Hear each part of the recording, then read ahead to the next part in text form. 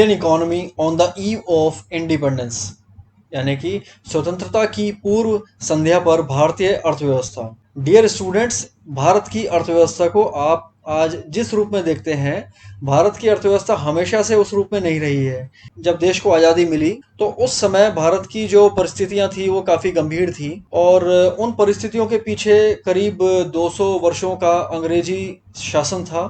तो British period का भारत की इकोनॉमी पे क्या क्या इम्पैक्ट हुआ उसके बारे में इस क्लास में मैं बात करने वाला हूँ। क्लास की ड्यूरेशन थोड़ी लंबी हो सकती है, लेकिन बहुत इंपॉर्टेंट क्लास है ये।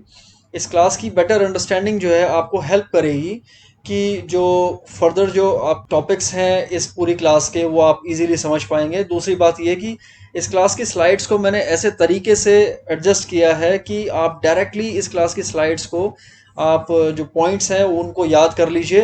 That will be sufficient for you to prepare for the exam. और इवन इस क्लास की जो स्लाइड्स हैं उनको देखने के बाद आप अगर आप बुक भी ना पढ़ें तो भी आप बहुत अच्छे मार्क्स ला सकते हैं। ऐसे तरीके से इस क्लास को मैंने प्रिपेयर किया है। तो शुरू करते हैं।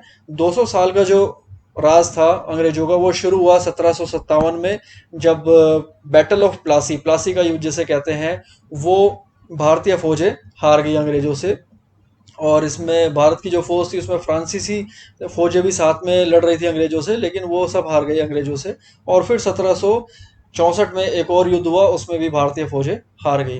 तो यहाँ से शुरुआत हुई ब्रिटिशर्स के भारत में, न आगमन की नहीं बल्कि हम कह सकते हैं कि उनके शासन की। आगमन थोड़ा पहले हो गया था, 1600 ईस्वी के करीब उनका आगमन भारत में हो गया था। और करीब 1757 के बाद करीब 190 वर्षों तक उन्होंने भारत में शासन किया। 1947 में 15 अगस्त के दिन हमें आज़ादी मिली, और स्वतंत्रता प्राप्ति के साथ ही जो ब्रिटिशर्स थे वो उनका यहाँ से उनकी वापसी हो गई। तो इस 190 का जो शासनकाल था इनका, 190 वर्षों का, इसमें भारत की अर्थव्यवस्था पे उन्होंने क्या प्रभाव डाला उसके बारे में बात करते हैं। उनकी जो आर्थिक नीतियां थी अंग्रेजों की, वो इस प्रकार की थी कि कॉलोनियल वर्ड आप देखेंगे उसमें कॉलोनियल गवर्नमेंट थी वो, यानी कि वो कैसी, एक औपनिवेशिक शासक थे वो। उनका मुख्य उद्देश्य था भारत में आना कि भारत की जो अर्थव्यवस्था है, यहाँ की जो इकोनॉमी है, उसका दोहन करना। तो उनके जो इकोनॉमिक इंटरेस्ट थे वो अपनी होम कंट्री के साथ थे।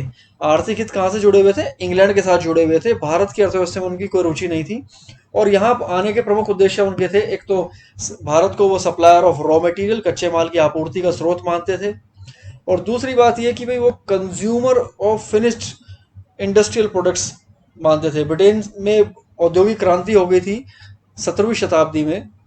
तो लगभग 1600 से लेकर और 1800 ईस्वी के बीच में वहाँ बहुत सारी इंडस्ट्रीज इस्टेब्लिश हो चुकी थी। और इन इंडस्ट्रीज में जो आउटपुट प्रोड्यूस हो रहा था उसके लिए इंग्लैंड को चाहिए थी मार्केट जहां वो अपने उत्पादों को बेच सके। तो भारत उनको एक बहुत ही अच्छी मार्केट नजर आया और बहुत ही अच्छे रॉ मटेरियल का सोर्स नजर आया। लेकिन यहाँ अपने आप को स्टैब्लिश करने के लिए और अपने ये दोनों जो उनके हित थे, जो उनके उद्देश्य थे, इनकी पूर्ति के लिए उनको एक कुछ करना पड़ा भारतीय अर्थव्यवस्था में। क्योंकि जब वो भारत में आए तो भारतीय अर्थव्यवस्था का स्वरूप किस प्रकार का था, पहले उसके बारे में बात कर लेते हैं। देखिए, economic development under colonial rule यहाँ बताया गया है। तो उसमें पहले देखते हैं कि भारत की अर्थव्यवस्था एक्चुअल में थी कैसी। तो एग्रेरियन इकोनॉमी थी। कैसी थी? कृषि आधारित अर्थव्यवस्था थी भारत की। एग्रीकल्चर क्या था? मेन सोर्स था आजीविका का, लाइवलीहुड का मेन सोर्स था उस समय जब अंग्रेज भारत में आए। हालांकि इसके अलावा यहाँ मैन्युफैक्चरिंग एक्टिविटीज भी होती थी, जिसे विनिर्माण कहते हैं, वो भी होती थी। और वो विनिर्माण जो है खास तौर पे वो रिस्ट्रिक्टेड था हैंडीक्राफ्ट इंडस्ट्रीज में। वो बहुत फेमस थी पूरे वर्ल्ड में, अपने सूती और रेशमी वस्त्रों के लिए बहुत फेमस था भारत। धातु आधारित यानी मेटल वर्क्स जो थे, प्रीशियस स्टोन, कीमती जो मणि रत्न धातुएं होती हैं, इन सारे कामों के लिए, शिल्प कलाओं के लिए भारत पूरी दुनिया में प्रसिद्ध था। और भारत का जो निर्यात था वो काफी था। एक अनुमान ऐसा माना जाता है कि 17वीं शताब्दी तक भारत का जो शेयर था वर्ल्ड ट्रेड में वो लगभग 25% था, यानी एक चौथाई जो व्यापार था दुनिया का, विदेशी व्यापार, वो भारत से होता था। तो बहुत बड़ा शेयर था इंडिया का। तो अंग्रेज जब भारत में आए तो उन्हें क्या करना था? इंडिया की इकोनॉमी का जो स्ट्रक्चर है उसको पहले तो तहस नहस करना। इंडिया के इकोनॉमिक स्ट्रक्चर के बारे में और बात करने से पहले और इंग्लैंड का जो यहाँ पे शासन चला उसके बारे में और बात करने से पहले एक बार बात कर लेते हैं नेशनल इनकम एस्टिमेशन की। नेशनल इनकम एस्टिमेशन आप 12th की बुक में पढ़ते भी हैं कि राष्ट्रीय आय जो होती है उसका एक अनुमान लगाना, उसका लेखांकन करना। और जब अंग्रेज भारत में थे तो उस समय कोई आधिकारिक तौर पे तो कोई भारत में नेशनल इनकम एस्टिमेशन का प्रयास करा नहीं गया अंग्रेजों के द्वारा, लेकिन व्यक्तिगत प्रयास जो है वो जरूर हुए, जिसको हम कहते हैं इंडिविजुअल एफर्ट्स कह सकते हैं, वो जरूर भारत में कई हुए। और उन इंडिविजुअल एफर्ट्स के बारे में एग्जाम में आपसे पूछ लेते हैं अक्सर कि नाम बताइए, तो दादा भाई नौरोजी, विलियम डिग्बी, फिंडली शेरास और आरसी देसाई, इनके नाम आप लिख सकते हैं कि national income estimation individual level इन्होंने किया। लेकिन खास नाम जो है वो है VKR राव का। ये भी क्वेश्चन एग्जाम में आता है कि सबसे बड़ा कंट्रीब्यूशन किसका था, significant contribution national income estimation में, तो वो आप वहां पे लिखेंगे VKR राव का। तो इनका सबसे महत्वपूर्ण योगदान माना जाता है। आगे बढ़ते हैं। तो अब हम सेक्टर्स की फॉर्म में हम स्टडी करेंगे कि इंडिया की जो इकोनॉमी थी उसका स्ट्रक्चर कैसा था जब देश आज़ाद हुआ। तो सबसे पहले हम बात करते हैं एग्रीकल्चर सेक्टर की, और ऐसे ही फिर हम इंडस्ट्रियल सेक्टर की बात करें, ट्रेड सेक्टर की बात करेंगे, और इन सेक्टर से रिलेटेड जो भी एग्जाम में क्वेश्चंस आते हैं उसके बारे में मैंने यहाँ पे प्रेजेंट करा है सारा, बेसिकली कि अगर एग्जाम में उससे रिलेटेड क्वेश्चन आ जाए किसी सेक्टर से रिलेटेड तो वो क्वेश्चन क्या आता है एग्जाम में, और वो जो क्वेश्चन आता है उसके लिए आंसर क्या करना होता है। तो यहाँ सबसे पहले हम एग्रीकल्चर सेक्टर की बात कर लेते हैं। एग्रीकल्चर सेक्टर कृषि क्षेत्र जिसको कहते हैं। तो यहाँ क्या था, खास बात है ये important line, from agricultural prosperity to agricultural stagnation. इस लाइन को ध्यान रखें आप, एग्जाम में इसको जरूर मेंशन कर दें जब एग्रीकल्चर से रिलेटेड क्वेश्चन आए कि भाई अंग्रेजों का क्या प्रभाव हुआ भारतीय कृषि क्षेत्र पर, भारत कहाँ से कहाँ पहुंच गया। या तो एग्रीकल्चर प्रोस्पेरिटी थी, हमारे यहाँ बहुत अच्छी अच्छी फसलें उगाई जाती थी, खासतौर पे खाद्यान्न बहुत उत्पन्न होता था। या फिर ऐसा हुआ कि भारत की अर्थव्यवस्था में कृषि क्षेत्र में स्टैग्नेशन आ गई, बिल्कुल स्टैग्नेशन मतलब गतिहीनता, यानी कि कोई ग्रोथ नहीं हो रही थी उस समय। ऐसी स्थिति में अंग्रेज छोड़ करके गए हैं भारत को। तो मेजर जो फीचर्स हैं वो एग्जाम में एक्चुअली पूछे जाते हैं आपसे।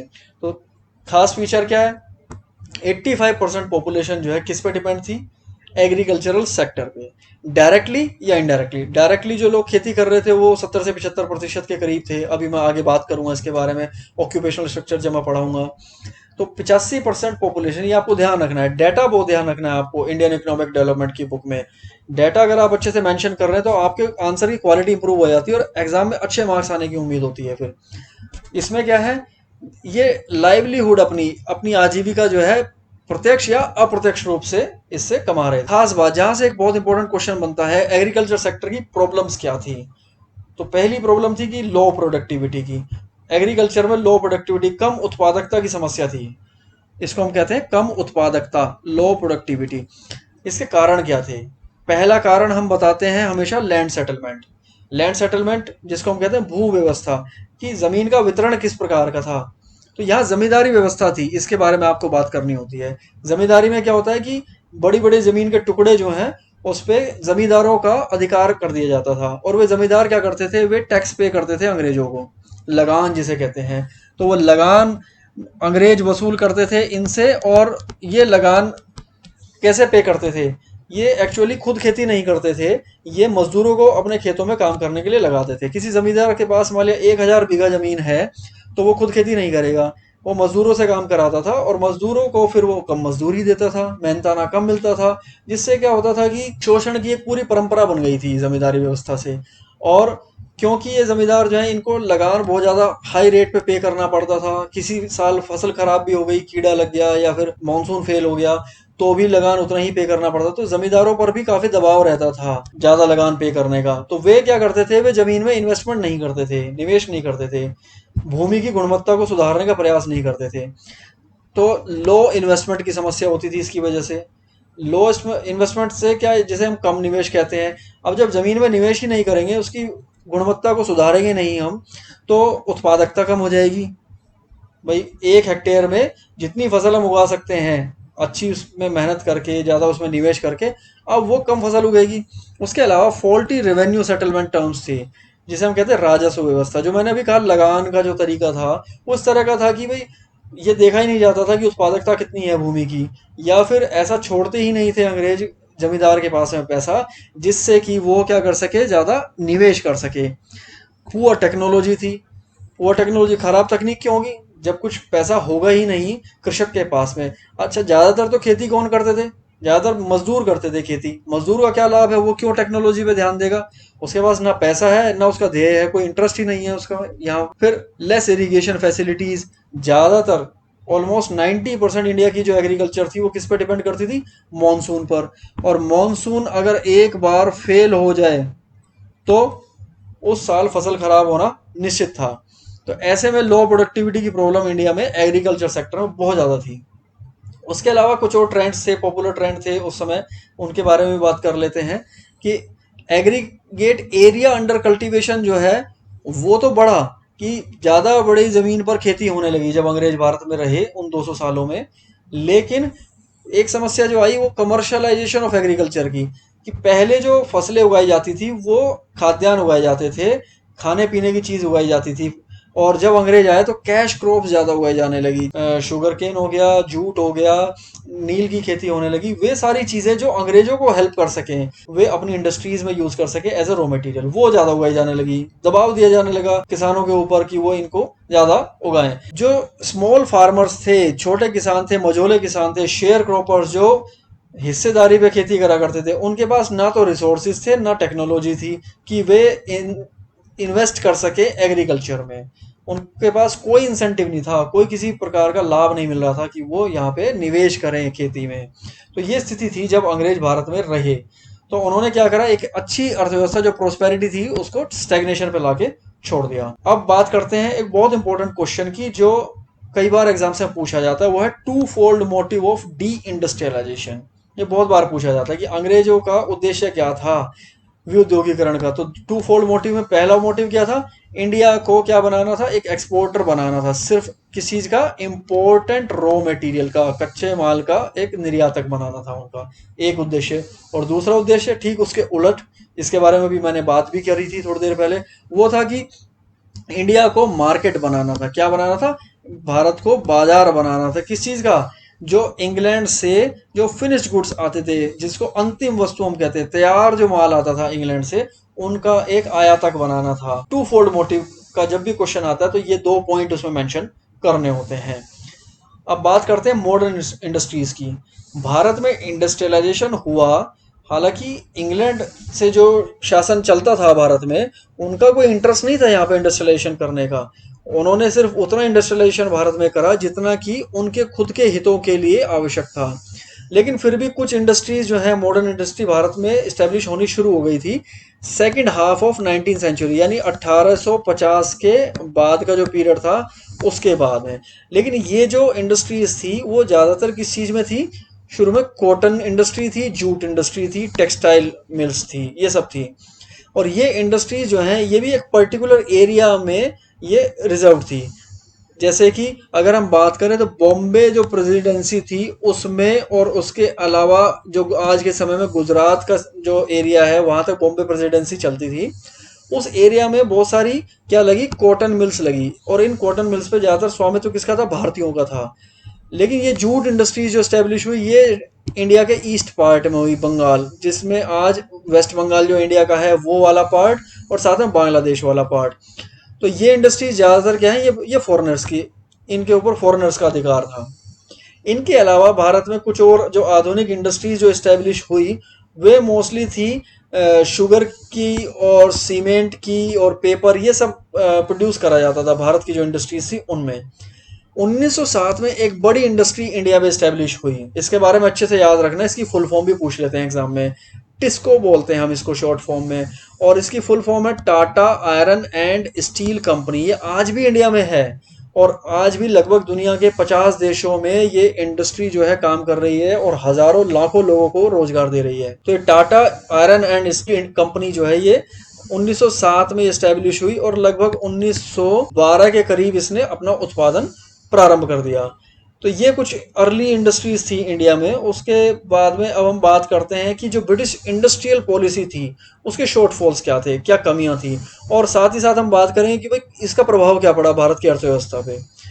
तो एक बड़ा जो इनका यहाँ पे मोटिव था या प्लानिंग थी, जो स्ट्रेटेजी थी, वो थी कि systematic deindustrialization of India.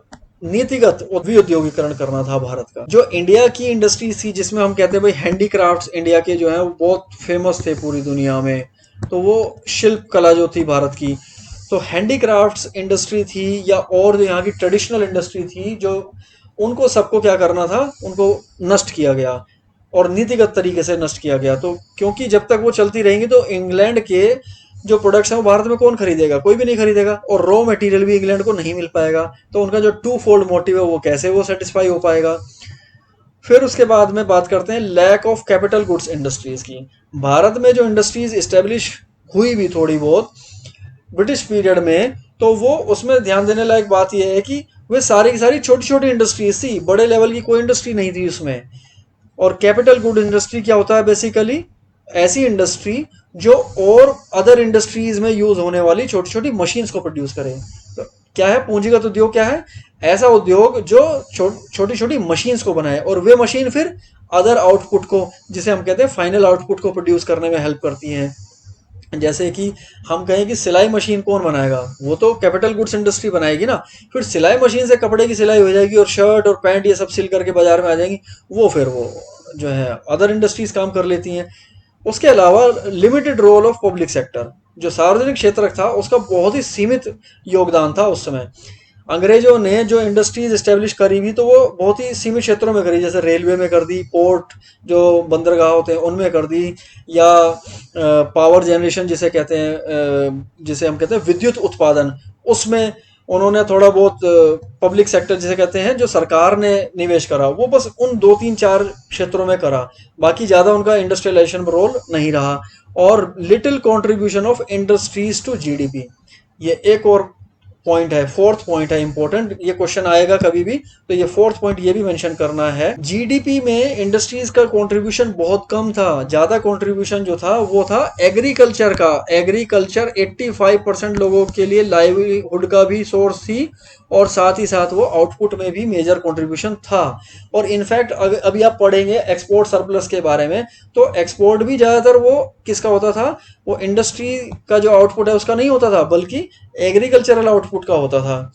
तो इसका आप देखिए डी इंडस्ट्रियलाइजेशन का प्रभाव क्या पड़ा, ये क्वेश्चन एग्जाम में पूछ लेते हैं। और इसके सीमित ये 3 पॉइंट आप याद रख लीजिएगा, 3 नंबर से ज्यादा का ये क्वेश्चन आता नहीं है। कि डी इंडस्ट्रियलाइजेशन का पहला और बड़ा प्रभाव कि भारत में बड़े पैमाने पे बेरोजगारी फैल गई, क्योंकि जो भारत की जो ट्रेडिशनल इंडस्ट्री थी वो तो हो गई बर्बाद, उसको नष्ट कर दिया। अब वो नष्ट कर दिया तो जो लोग, जो कारीगर उसमें काम करते थे, किसमें, जो हैंडीक्राफ्ट इंडस्ट्री में काम करते थे, उनको कहीं और रोजगार मिला नहीं। अंग्रेजों ने कोई वैकल्पिक रोजगार यहाँ पे अवसर उत्पन्न करे ही नहीं, तो वे सारे लोग हो गए बेरोजगार। कमर्शियलाइजेशन ऑफ एग्रीकल्चर हुआ, इंडस्ट्रियलाइजेशन हुआ, तो उसके लिए इंग्लैंड में जो इंडस्ट्रीज थी उसके लिए कच्चा माल चाहिए था। अंग्रेजों ने कच्चा माल प्राप्त करने के लिए भारत में क्या करा, कैश क्रॉप्स को ज्यादा से ज्यादा प्रोड्यूस करने पर जोर दिया। तो ये कैश क्रॉप जो है इन्होंने स्थान ले लिया किसका, जो फूड क्रॉप्स हैं, जो खाने लायक जो वस्तुएं जो पहले पैदा की जाती थी उनका स्थान ले लिया इसने। Influx of British goods in India, influx का मतलब है बहुत ज्यादा ब्रिटिश गुड्स जो है भारत में आ गए, तो भारत में ब्रिटिश माल की आमद हुई बहुत ज्यादा। तो जो फिनिश गुड्स थे, तैयार माल जो था वो भारत में बहुत ज्यादा आने लगा। और इसी के विरोध में अगर आपको याद हो तो जो स्वदेशी आंदोलन जो भारत में चला, वो इसी के विरोध में चला कि ब्रिटिश गुड्स जो है इनका बहिष्कार करना है। ब्रिटिश पीरियड में फॉरेन ट्रेड से रिलेटेड कुछ इंपॉर्टेंट पॉइंट्स हैं, फीचर हैं, ये बेसिकली कैरेक्टरिस्टिक हैं, कुछ यहाँ पे विशेषताएं हैं, इनके बारे में आपको लिखना है कभी भी इसके बारे में पूछा जाए तो। पहली बात तो अब तक आप समझ ही गए होंगे, भारत क्या था, प्राइमरी प्रोडक्ट का एक्सपोर्टर था। मैंने अभी कहा ना कि एक्सपोर्ट तो करता था भारत, लेकिन करता किसका था, कच्चे उत्पाद का निर्यात करता था। कच्चे उत्पाद में जैसे कि जो खेत में उगने वाली जो चीजें हैं उनका, इंडस्ट्री तो यहाँ ज्यादा थी नहीं। और फिनिश गुड्स की अगर बात करें तो उसका इंपोर्ट ज्यादा करता था भारत। तो यहाँ इंपोर्ट और एक्सपोर्ट में अगर हम बैलेंस देखें कि इंपोर्ट ज्यादा करता था या एक्सपोर्ट ज्यादा करता था, तो एक्सपोर्ट ज्यादा करता था। तो इसलिए भारत का एक्सपोर्ट सरप्लस था, विशाल व्यापार अधिशेष। अधिशेष का मतलब कितना एक्स्ट्रा था, तो एक्सपोर्ट सरप्लस होता था भारत का। लेकिन कमी क्या थी, ये जो एक्सपोर्ट ज्यादा होता था इसकी वजह से क्या हुआ, भारत में आवश्यक वस्तुओं की कमी होने लगी।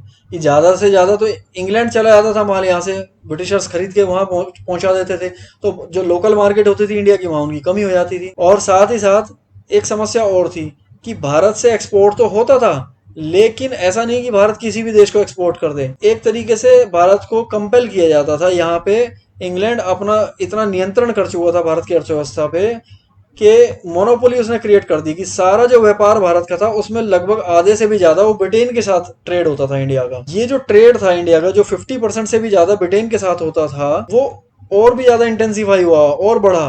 किसकी वजह से? जब 1869 में स्वेज कैनाल, जो है स्वेज नहर, वो खुल गई। स्वेज नहर खुलने से क्या हुआ कि इंग्लैंड और भारत के बीच का रास्ता जो है वो छोटा हो गया। अगर यहाँ पे इंग्लैंड था, यहाँ ये ऐसे करके ये अगर भारत हो गया, तो यहाँ बीच में क्या आता था? यहाँ अफ्रीकन कॉन्टिनेंट आता था, अफ्रीका आता था। तो इंग्लैंड को इधर से ऐसे सफर करके यहाँ भारत आना पड़ता था। लेकिन जब स्वेज कैनाल जो है वो ओपन हो गई यहाँ से इस तरीके से, तो भारत आना आसान हो गया।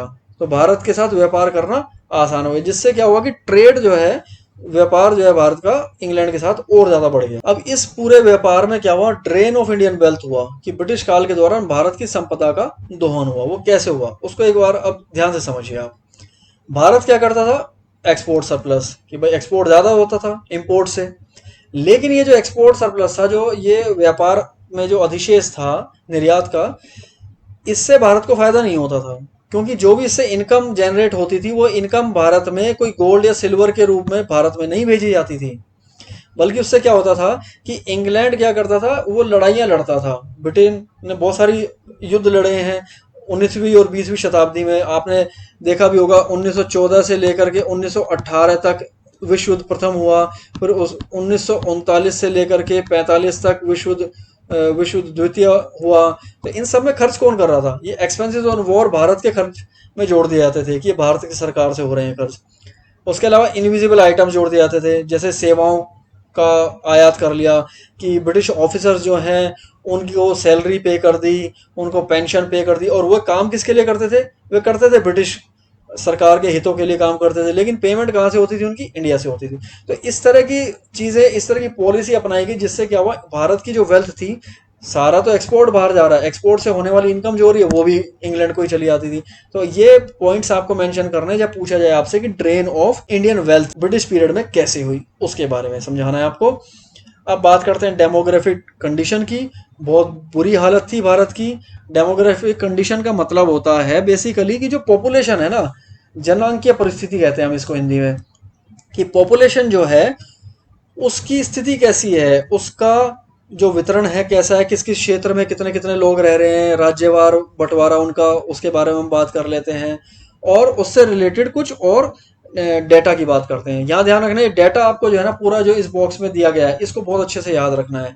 जब भी एग्जाम हो उसमें ऐसा क्वेश्चन आए, डेमोग्राफी से रिलेटेड क्वेश्चन आए, तो ये डेटा आपको मेंशन करना है। और ये चैप्टर नंबर 2 में भी ये डेटा जो है वो रेलेवेंट है, क्योंकि आपको बताना होता है कि आज़ादी से पहले क्या डाटा था और आज़ादी के समय कितना था, और आज के समय में, वर्तमान समय में कितना था। जैसे लिटरेसी रेट की अगर हम बात करें, 2011 की सेंसस के अकॉर्डिंग, 2011 में जो सेंसस हुई उसके अकॉर्डिंग भारत में 74% लिटरेसी रेट है, साक्षरता दर। और पहले कितनी थी? आज़ादी की पूर्व संध्या पर, यानी जब देश आज़ाद होने वाला था उस समय 16% मेल लिटरेसी रेट और 7% फीमेल लिटरेसी रेट। कितना कम था। ज़्यादातर जनसंख्या अनपढ़ थी भारत की। उसके अलावा इन्फेंट मोर्टेलिटी रेट, 1000 बच्चे जो पैदा होते थे 5 साल की आयु तक पहुंचने से पहले, उनमें से 218 बच्चे जान गंवा देते थे। उसके अलावा जीवन प्रत्याशा जो है, आज के समय में भारत में 69 ईयर्स है जीवन प्रत्याशा, यानी लगभग कोई भी व्यक्ति जो जन्म लेता है भारत में वो 69 ईयर्स तक जिंदा रहेगा, ये एक अनुमान होता है। लेकिन आज़ादी की पूर्व संध्या पर 44 साल था ये।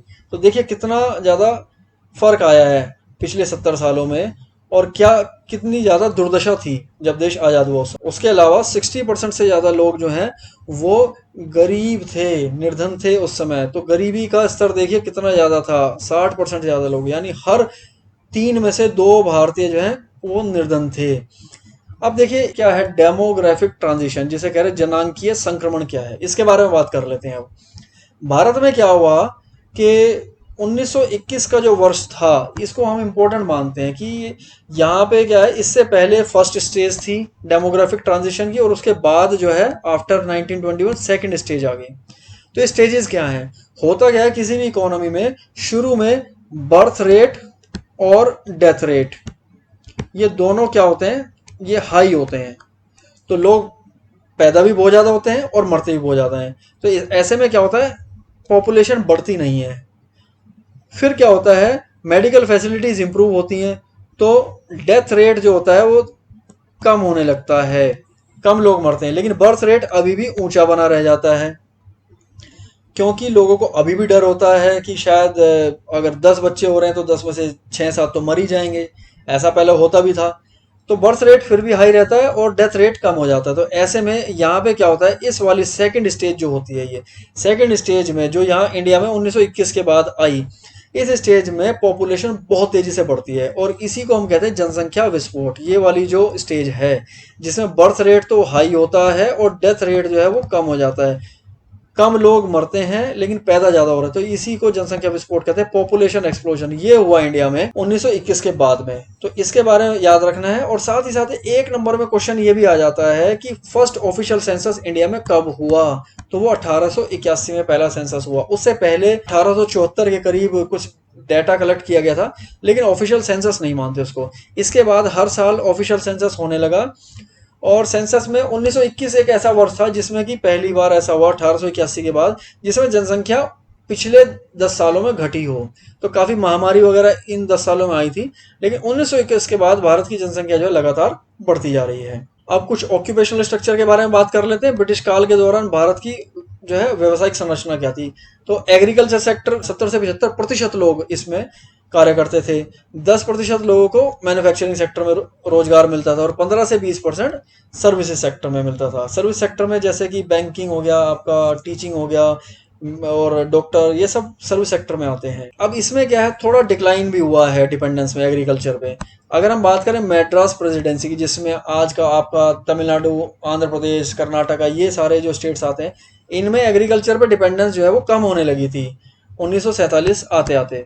और इसके अलावा बॉम्बे प्रेसिडेंसी, बंगाल, इनमें भी एग्रीकल्चर पे डिपेंडेंस कम होगी क्योंकि यहाँ पे इंडस्ट्रियलाइजेशन हो गया था। अगर आपके ध्यान हो, मैंने अभी बताया था कि बॉम्बे में कॉटन इंडस्ट्री स्टैब्लिश हो गई, बंगाल में क्या हुआ, यहाँ पे जूट इंडस्ट्री स्टैब्लिश हो गई। तो इसका काफी प्रभाव रहा। अब लास्ट जो है वो इंफ्रास्ट्रक्चर की बात करते हैं और फिर एक बहुत इंपॉर्टेंट टॉपिक इसमें डिस्कस होगा, वो है कॉन्ट्रीब्यूशन क्या रहा ब्रिटिशर्स का। इंफ्रास्ट्रक्चर, आधारिक संरचना।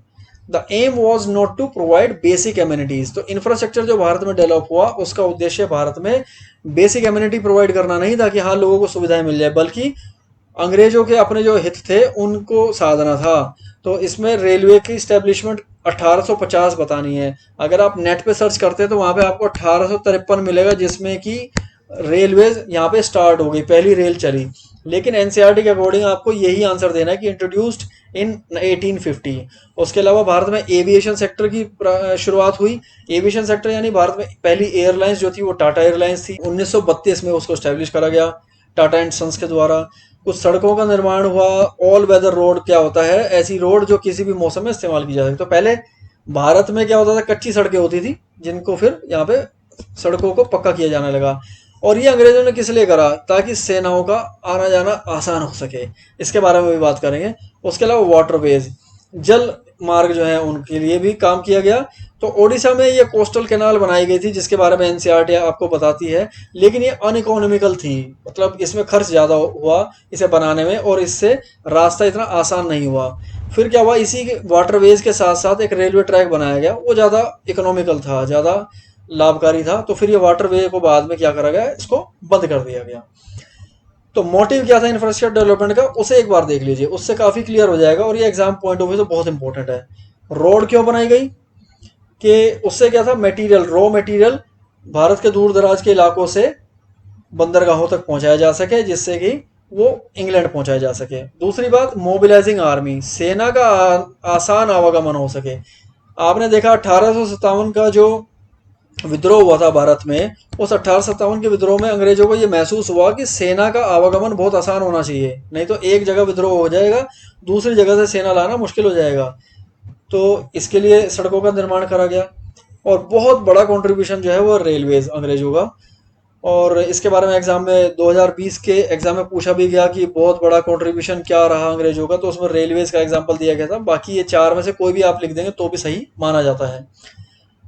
इसमें कमर्शियलाइजेशन ऑफ एग्रीकल्चर हुआ इसकी वजह से, रेलवे से, क्योंकि भारत के दूर दराज के इलाकों से भी जो कृषि के उत्पाद थे उनको रेलवे ट्रैक पर जो मालगाड़ियाँ होती थी उनकी सहायता से बंदरगाहों तक पहुंचाया जा सकता था, और प्रभावी नियंत्रण और प्रशासन संभव हो पाया कि सेनाओं का आवागमन इससे भी आसान हुआ, रेलवे से भी हथियारों का आवागमन आसान हो सका।